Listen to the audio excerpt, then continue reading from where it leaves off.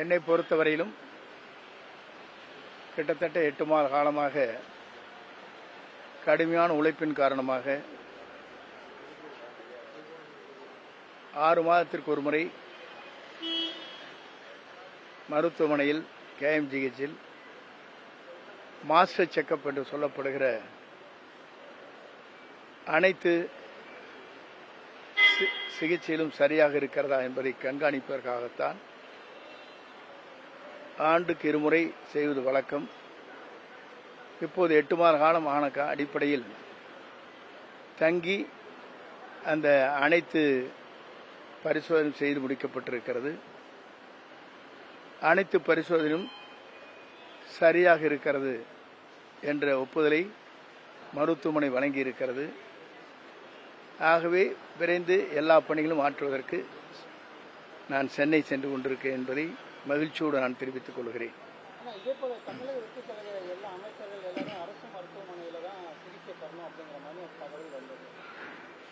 அது என்னை பொறுத்தவரையிலும் என் உறவினருடைய மருத்துவமனை எப்போதுமே அங்கேதான் சிகிச்சை பெறுவது வழக்கம். நான் வருகிற போது கூட ஓய்வெடுக்க வேண்டும் என்று சொன்னால் அங்கேதான் ஓய்வெடுப்பது வழக்கம். அந்த முறையைத்தான் நான் பின்பற்றுகிறேன். அரசு மருத்துவமனை என்பது எனக்கு இது இலவசமாக கிடைக்கின்ற ஒரு சலுகை. ஆகவே வேறு மருத்துவமனையில் சென்று அதற்கான நிதிகளை அரசிடத்திலிருந்து பெற வேண்டிய நிலை இல்லை. என் உறவினருடைய மருத்துவமனை அனைத்தும் இலவசமாக கிடைக்கிறது. அது மட்டுமல்ல, நான் வருகிற போதும் போகிற போதும் இங்கே இரவு நேரத்தில் விமானத்திற்கு காலை செல்கிற போது அங்கேதான் விடுதியிலே தங்குகிறேன். ஆகவே இது தொடர்ந்து நடைபெறுகிற ஒரு நிகழ்வு.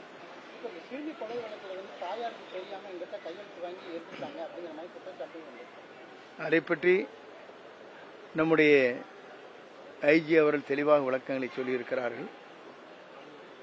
அதை பற்றி சட்டத்துறையும் முதலமைச்சர்கள் உத்தரவு வழங்கியிருக்கிறார்கள். அது உடனடியாக அதற்குரிய நடவடிக்கை மேற்கொள்ளப்படும்.